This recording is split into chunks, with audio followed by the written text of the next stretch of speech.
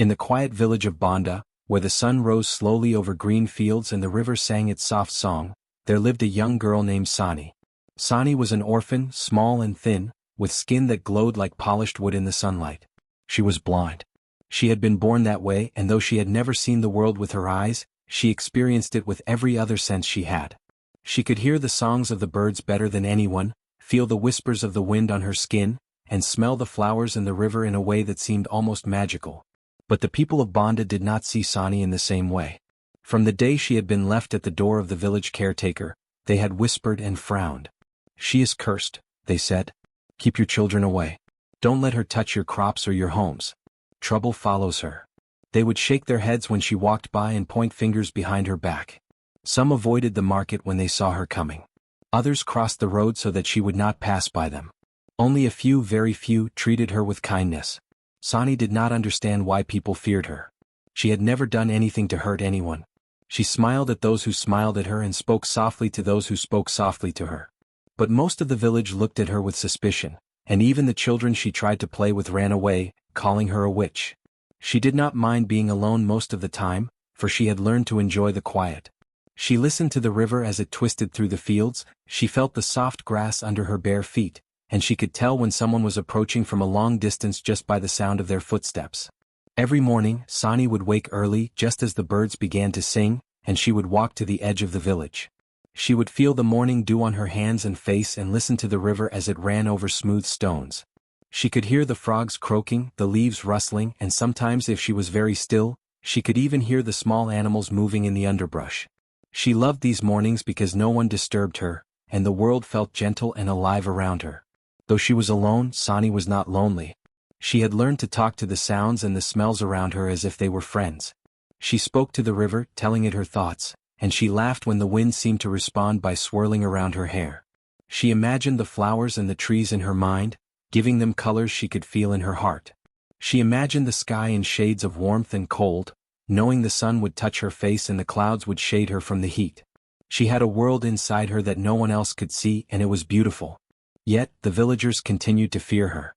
When she walked through the market, mothers would call their children to them and whisper warnings.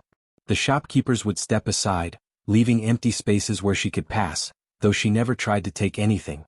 Sometimes old men would shake their heads and mutter, "Cursed, I tell you. She brings nothing but trouble." The words hurt in ways that Sani could feel, deep in her chest, though she tried not to let them. One day as she walked near the edge of the market, she heard a commotion. A basket of tomatoes had fallen, rolling across the ground, and the shopkeeper shouted at a boy to pick them up. The boy ran, but in his panic he tripped and fell. The shopkeeper pointed toward Sani, claiming she had caused the accident because she had walked too close. The villagers murmured in agreement, and the boy's mother scolded Sani from a distance. Sani stood still for a moment, letting the sounds wash over her. She did not feel the curse that they spoke of. She felt the warmth of the sun, the cool breeze on her face, and the laughter of children in the distance. She did not understand why they feared her. She could feel life more clearly than most people, even if she could not see it. Her home was a small hut at the very edge of Banda, built by the village caretaker who had taken pity on her. Inside it was simple, a straw mat for sleeping, a few pots and pans, and a small wooden table. She kept a few herbs growing in clay pots, which she tended every day. She loved the smell of the herbs and the way they grew toward the sun, even though she could not see them. Sometimes at night she would hear the villagers outside, laughing and drinking around their fires. She imagined their faces and voices, and sometimes she felt sadness that she could not join them. She wondered if they would ever see her as more than a cursed girl. But she also knew that she had a gift they did not understand. She could feel the world in ways that they could not, and she had learned to trust her senses and her heart. Sani had a small circle of friends, though the villagers did not count them. There was Tay, a quiet boy who often brought her small gifts of fruit and sat with her by the river.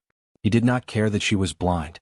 There was Afalake, an old woman who had once been a healer and taught Sani how to listen to the world and understand the signs in nature.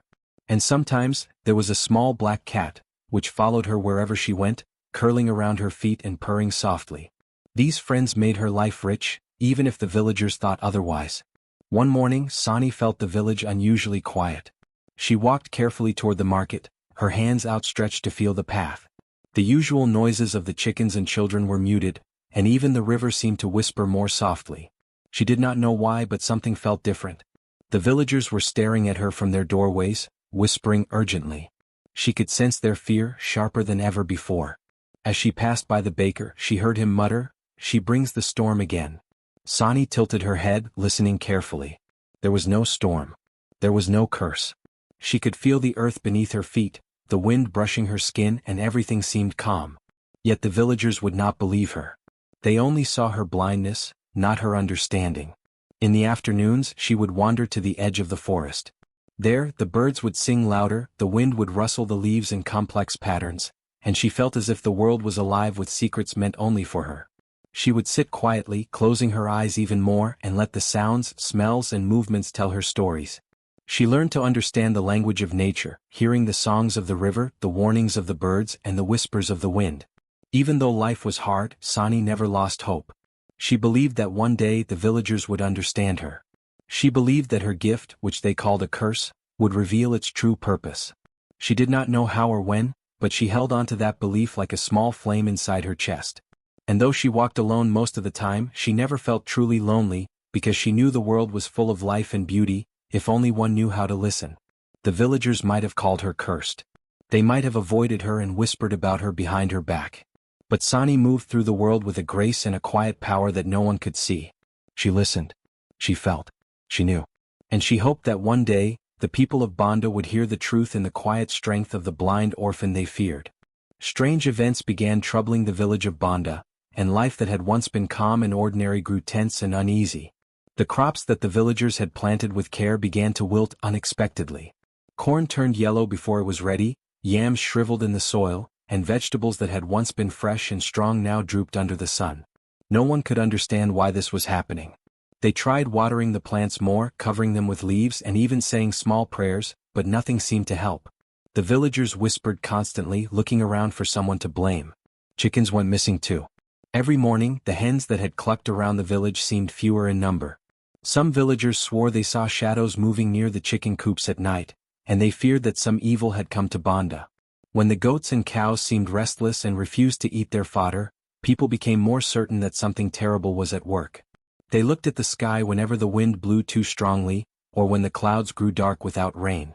They began to notice strange cracks in the earth near their homes and small holes that no one could explain. The more these events happened, the more the villagers grew anxious. And then there were storms.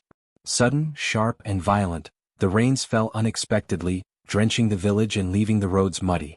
The wind would shake the roofs of the huts, and the river would rise, flowing faster than it had ever flowed before. Sometimes, these storms came without warning, scaring the children and the older villagers alike. Trees bent as if trying to touch the ground, and the sound of leaves crashing against the walls made even the bravest men and women shiver. When the storms ended, the village would be left with wet fields, broken branches, and frightened animals. All the villagers, fearful and uncertain, began to look for someone to blame. And, as they had done since Sani was very young, they pointed their suspicion toward the blind orphan. They whispered her name under their breaths. "It is her curse," one man said. "If only she had not come here," said a woman. They avoided her when she walked through the paths, staring at her with fear and unease. Mothers called their children away from her, and shopkeepers made sure she passed without touching anything. Even the older men and women shook their heads and muttered about how her presence brought trouble. Sani felt their suspicion every day. She could hear the fear in their voices and see, in her mind, the worried expressions that accompanied it. Yet she did not feel cursed. She had never caused harm to anyone. She knew in her heart that the strange events were not her doing. She could feel the wind, the earth, and the movement of animals and people around her in a way that told her something else was happening. She knew that some other force or problem was at work, but she could not yet understand it fully. Through all this, only her friend Teo stayed by her side. Teo was a gentle boy from the village, with eyes that seemed to notice everything and a heart that cared more about truth than gossip. While others avoided her, Teo would come to visit her hut each morning, carrying small gifts like fresh fruits or herbs. He would sit with her on the straw mat and tell her about the village, about the markets, about the sun and clouds in the sky. He spoke in a soft, calm voice that made Sani feel safe and understood. "Don't listen to them," Teo said one day as they walked along the path by the river. "The things that happen are not because of you, Sani. You are not a curse." His words were simple, but they meant everything to Sani. She smiled, letting his voice guide her as they walked together, feeling the small stones beneath her feet and the cool grass brushing her hands. Even though Teo stayed with her, the other villagers' suspicion made daily life harder. Sani had learned to avoid the market most days, but when she went to gather water from the river or tend to her small herb garden, she could hear the whispering and pointing. Sometimes children would follow her, hiding behind trees, muttering curses and daring each other to call her names. It hurt her deeply, but she never let it show. She had learned to be strong, to trust her senses and her mind rather than the opinions of fearful people. One afternoon, the wind blew harder than usual, and Sani heard the sound of rushing water coming closer than the river normally flowed. She stopped in her tracks and listened carefully, her heart beating fast. Something was not right. She could hear the soft rustling of leaves, the hurried footsteps of small animals, and a strange, low growl that made her skin prickle. She called softly to Teo, who had been walking behind her. "Teo, something is wrong," she said. Though she could not see, she sensed danger in the air. Teo ran to her side. "What is it, Sani?" he asked, concern in his voice. She touched his arm and led him a few steps toward the riverbank. There, Sani listened closely. She could hear more clearly now, the sound of a flock of birds scattering, the patter of tiny feet in the underbrush, and the loud croaks of frogs in panic. She could tell that something had disturbed the balance of the forest. The river was still flowing normally, but the forest nearby was in chaos. "See," she whispered to Teo. "It is not me. Something is happening here and we must understand it." Teo nodded, his eyes wide. He had always trusted Sani's instincts, but now he could see the truth in the fear she felt. They began to walk slowly along the edge of the river, Sani feeling the ground with her feet and hands, listening to every sound, and Teo keeping close to help guide her. As the days passed, more strange events occurred. Chickens disappeared from the coops at night, crops that seemed healthy one morning were wilted by afternoon, and the river sometimes rose without rain. The villagers' fear grew with every incident. They gathered in small groups, muttering about curses, spells, and dark magic. Some even suggested sending Sani away, thinking that if she left, the troubles would end. Sani overheard this sometimes, but she remained calm. She knew the truth, that she was not the cause, and she focused on understanding what was really happening. One evening, as the sun dipped below the horizon, Sani sat by her hut, listening to the village and the forest. Teo sat beside her, his hand brushing hers. "Do you hear that?" Sani asked. Teo nodded. "It is the animals," she said. "They are frightened. Something is disturbing them. Something is moving among them, and it is not human." They decided to investigate carefully. The next morning, Sani and Teo followed the sounds that Sani could hear, leading them through small paths in the forest. Sani used her senses to guide them, feeling the vibrations of the earth, listening to the rustle of leaves, and even sensing the faint smell of something unusual in the air. Teo watched her with admiration. He realized that her blindness did not make her weak. It made her more aware, more connected to the world than anyone else in the village. They discovered footprints that were strange, small, fast, and scattered in many directions. Sani knelt and ran her fingers over the ground, feeling the shapes and patterns. "These are not human," she said. "These are animals, but they are clever. They are causing mischief in the village." Teo could hardly believe it. The villagers had blamed Sani, but now it was clear that some animals had been raiding the crops, disturbing the chickens and creating chaos. Sani and Teo worked together to track the creatures. They learned where the animals hid during the day and how they moved at night. Sani's senses allowed her to predict their movements, and Teo helped her guide them back toward the forest, away from the village. It was slow work, but Sani did not give up. She knew that if they could manage this, the village might finally be safe, and she could show that she was not cursed. Even as they worked, the villagers continued to blame her. They would peek from behind trees and windows, seeing Sani near the river or forest, and they would shake their heads, whispering warnings to their children. But Sani ignored them. She focused on the truth and on the creatures that caused the strange events. Each day she grew more confident in her abilities, knowing that one day the villagers would understand. One night, as they finished guiding the last of the troublesome animals back into the deeper forest, Sani and Teo sat together on a small hill. The moon shone brightly, and the wind carried soft whispers from the trees. "We did it," Teo said softly. "The village will be safe now." Sani smiled, feeling the gentle brush of his hand on hers. "Yes," she said. "But they will never know until they see it themselves. They must learn to trust what they cannot see." The next morning, the villagers noticed changes. The crops seemed healthier, the chickens returned safely to their coops, and the river flowed calmly again. Some villagers began to wonder if Sani had been right all along. Some still whispered, but a few, especially Tayo, knew that the blind orphan had saved them from fear and misunderstanding. Sani felt proud but calm. She knew that the real work was just beginning. The villagers' fear would not vanish overnight, but she had proven that the strange events were not her doing. She had understood the world in ways they could not, and with Tayo by her side she felt ready to face whatever challenges came next. For the first time in a long while, the village of Banda felt a small sense of peace, and Sani listened to the sounds around her, feeling the rhythm of life, knowing that she had helped restore balance. She could not see the village but she could feel its heart, and that was enough. The village of Banda had grown quieter after the strange events had begun, yet the air was still thick with tension. The villagers whispered to each other, afraid of what might happen next, and some even avoided stepping outside after dusk. Sani, the blind orphan, had grown used to the fear and suspicion of others, but she never let it make her bitter. She continued to walk with grace through the village paths, listening to the sounds of life around her, feeling the warmth of the sun on her face, and trusting her senses to guide her. One morning, as the sunlight poured through the leaves and the air smelled sweet with dew, Sani walked along the edge of the river, accompanied by Tayo. The boy had become her closest friend, always patient and careful, guiding her when needed but trusting her judgment when she walked alone. They moved slowly, listening to every sound, the rustle of the reeds, the croak of frogs, the soft chirping of birds, and Sani felt that something unusual was happening. "Do you hear that?" she whispered. Tayo paused, listening carefully. There was a soft, almost silent rustle from the tall reeds near the riverbank. The sound was repeated, like small feet moving quickly, but it was not the wind or the birds. Sani tilted her head and felt the trembling in the earth beneath her bare feet.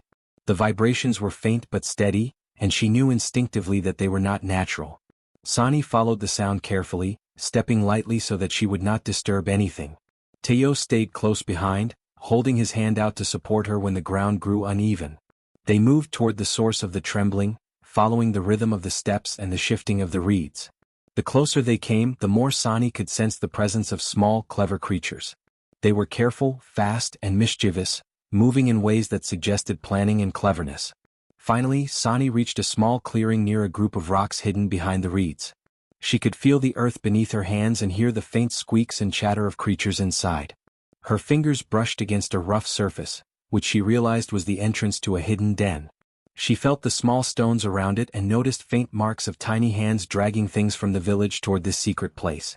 "They are here," Sani whispered to Tayo. "This is where the trouble comes from. The animals are causing the mischief."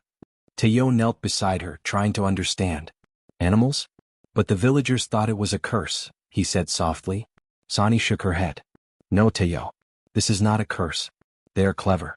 They know the paths and they take what they want. That is why the crops wilted, why the chickens disappeared, and why the river seemed angry. It is not magic. It is them." Carefully, Sani and Tayo observed the den from the edge of the clearing. They could hear small voices, the squeaks and cries of monkeys that had learned to raid the village stores and disturb the crops. They were quick and clever, moving things from one place to another with skill. Sani could feel their patterns in her mind, sensing the rhythm of their movements and understanding how they acted without distraction from sight. She realized that these monkeys had been causing the strange events for weeks, and now she could see the truth clearly in her heart. "They are planning again," Sani said, her voice calm but determined. "We need to stop them before the village suffers more." Tayo looked at her with awe. He could not believe that Sani, blind as she was, could understand so much from just listening and feeling. "How can we stop them?" he asked. Sani thought for a moment. "We need to guide them back into the forest, away from the village. They are clever but they are not bad. They are only looking for food.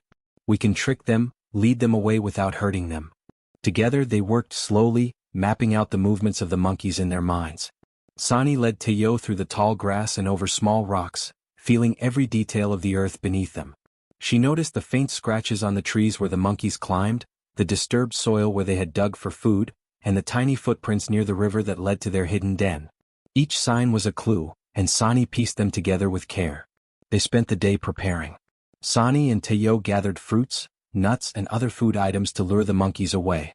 Sani placed the food in small trails, guiding the monkeys step by step toward the deeper parts of the forest. Tayo helped her carry the fruits and stayed quiet, following her instructions without question. By evening, the monkeys had begun to follow the trail. They chattered softly, picking up the fruits as they moved, and slowly but surely, They left the edges of the village and headed toward the safety of the forest. Sani walked behind them, listening carefully to every sound, making sure none of them turned back toward the village. The villagers watched from their homes, curious but afraid to come close. They did not know that Sani was leading the monkeys away. All they saw was a small blind girl and a boy moving near the river, and they whispered, wondering what she was doing. Some were still angry, convinced she was causing trouble, but others who had seen her kindness and courage before, began to sense that perhaps the girl had a gift they could not understand. After a long day, the last of the monkeys disappeared into the forest, and the village of Banda was finally calm again. Sani and Tayo sat by the river, exhausted but happy. The river flowed quietly, the wind was gentle, and the air smelled sweet. Sani closed her eyes and listened to the world around her, feeling the peace that had returned. "They will never understand what we did today," she said softly. Tayo shook his head. "Maybe not now. But one day they will see the truth. You are not cursed, Sani. You are special. You can feel things no one else can." Sani smiled.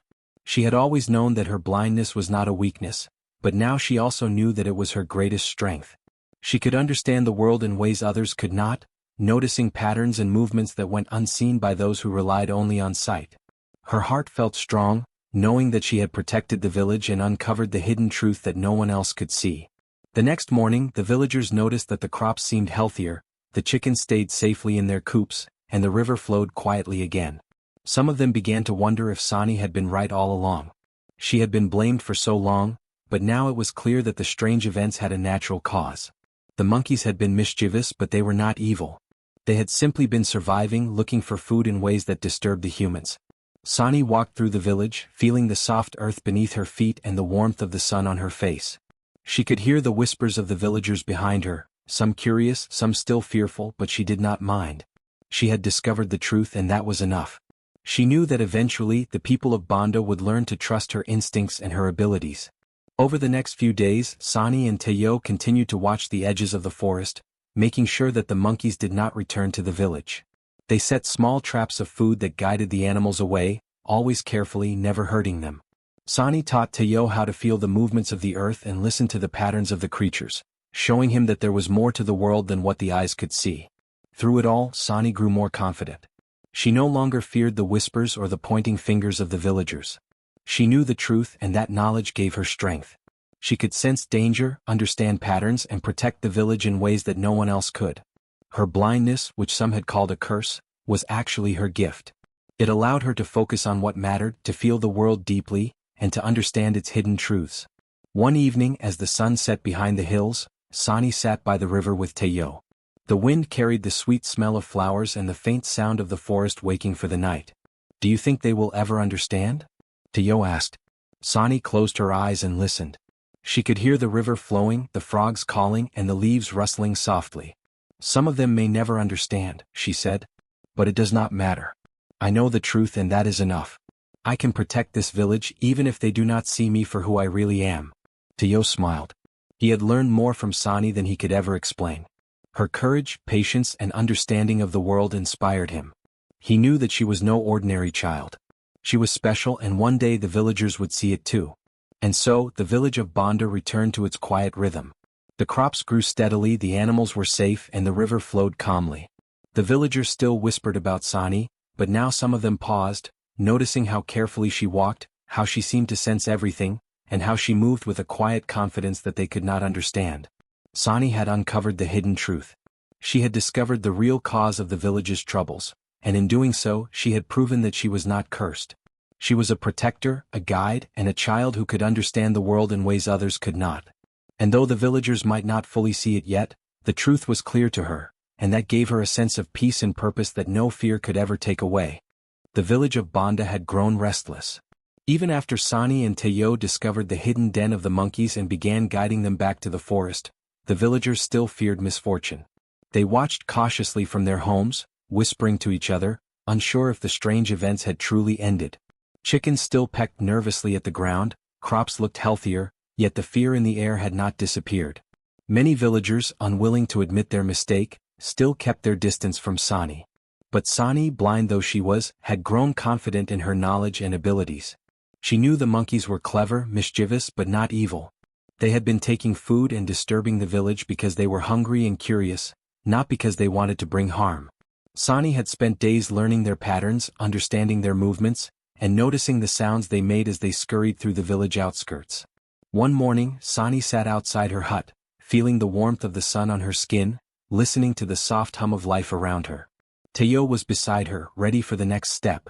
"We must guide them back completely," she said. "We cannot let them return to the village. If we do not act, the villagers will blame me again. But we can solve this. We can make them see that the world is not as dangerous as they think." Teo nodded, his eyes bright with admiration. "I trust you, Sani. Whatever you plan, I will help." Sani thought carefully. The monkeys were quick, but they could be guided. She knew that sound would lead them better than anything else. Her mind remembered the patterns she had observed. The way they responded to loud noises, the way they followed rhythmic sounds, and the way they could be led without being frightened. Drums would work. Whistles would work. And, most importantly, patience would work. She could not rush them. That evening, as the sun dipped low and the sky turned soft orange, Sani and Teo gathered small drums and simple whistles. Teo held the drums carefully while Sani blew into the whistle, creating a sound that was light, steady, and rhythmic. She moved along the edges of the village, listening carefully, feeling the vibrations of the earth beneath her feet. Every sound was measured, every movement precise. Slowly the monkeys appeared. One by one they crept out of the tall grass and shadows, their small eyes glittering in the dim light. They were curious but cautious. When they heard the drumbeats and whistles they paused, listening carefully. Sani blew a soft, long whistle, and they turned their tiny heads toward the sound. She repeated the rhythm gently, careful not to frighten them. The monkeys began to follow. They moved as a group, hopping over stones, rustling through the reeds and climbing low branches. Sani and Teo led them away from the village. The drums set the pace, the whistle guided their direction, and Sani's careful instructions ensured no one turned back. It was slow work, but she remained calm. Each step mattered. Each movement of the monkeys needed careful attention. The villagers, watching from a distance, were amazed. They had never seen Sani move with such purpose, or work with the animals in this way. They whispered to each other. "Is she helping them?" one woman asked. "It seems she knows what she is doing," said an old man, still unsure but curious. Some children peeked from behind their mothers, wide-eyed and whispering excitedly. Sani felt their presence but did not let it distract her. She focused entirely on the monkeys, listening to every rustle, every squeak, and feeling the rhythm of their small feet on the ground. The wind carried their soft chatter, and she responded with her whistle, carefully matching the pattern she had learned over the past days. Slowly, she guided the monkeys further away from the village. Teo followed behind her, holding extra food for the monkeys. They paused at a clearing a short distance into the forest, giving the creatures a safe path forward. Sani listened carefully, making sure none of the monkeys stopped or turned back. She could feel their hesitation, their curiosity, and their instinctive desire to return to the village. She adjusted the rhythm of the whistle, softening it at times, making it comforting, guiding them gently like a shepherd leading a flock. Hours passed. The sun disappeared completely, replaced by the soft glow of the moon. Sani and Teo moved slowly but steadily. The monkeys were now deep into the forest, following the sounds without fear. They were learning trust, responding to the rhythm, and moving in a way that would keep the village safe. Finally, the last of the monkeys disappeared into the shadows of tall trees, and Sani knew the village would be free from mischief for the night. Teo exhaled deeply, sitting on a large rock.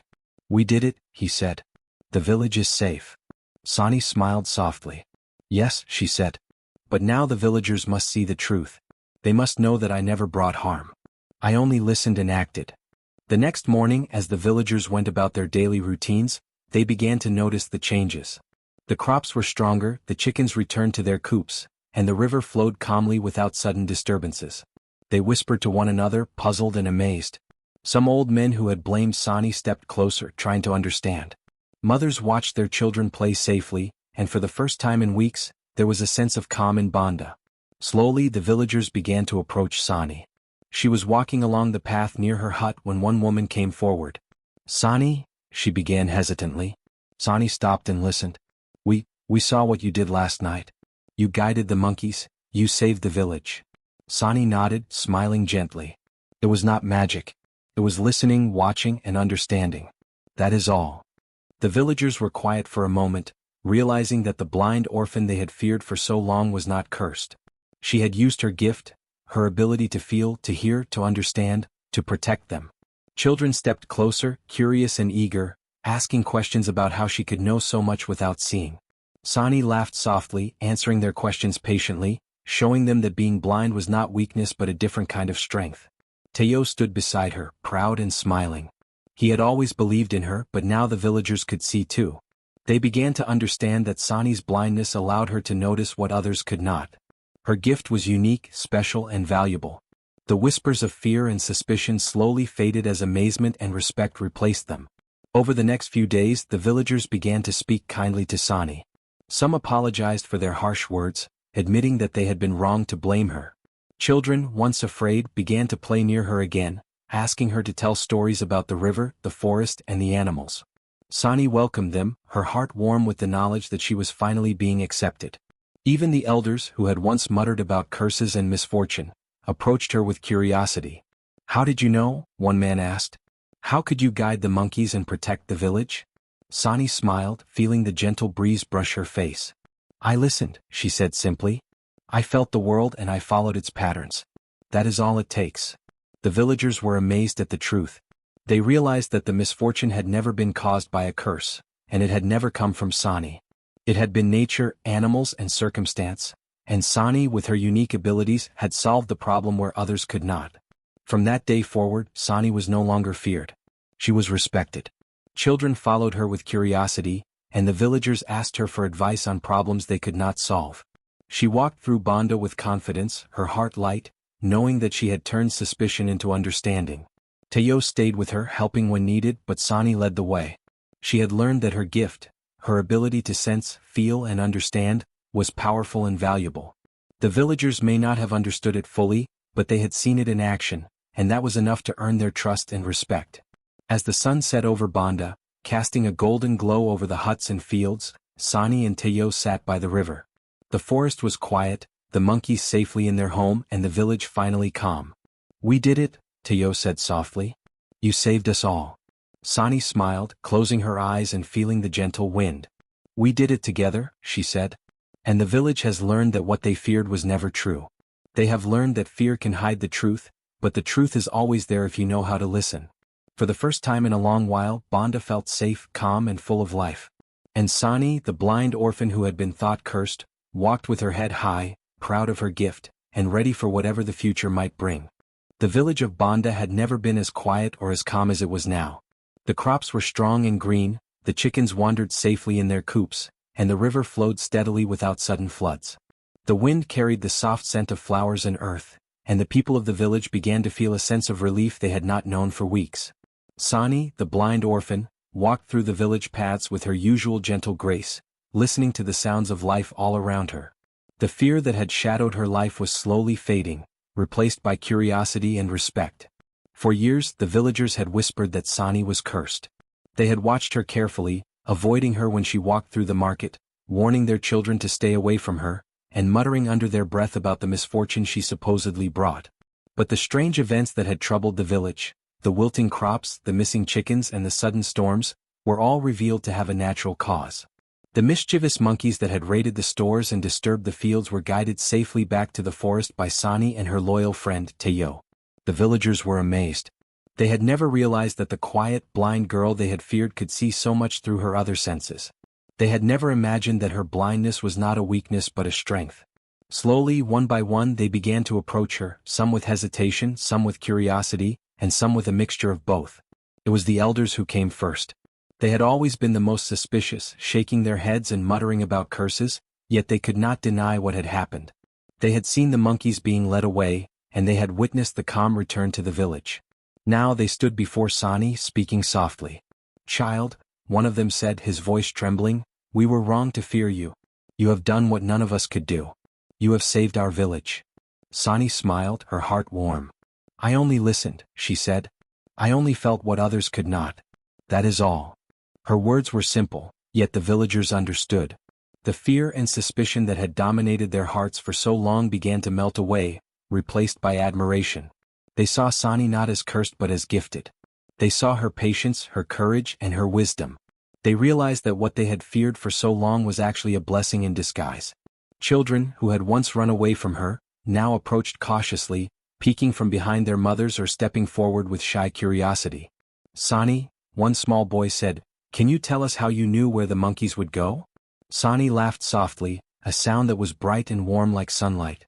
She reached out her hand and felt the boy's small fingers. "I listen," she said. "I feel the world around me.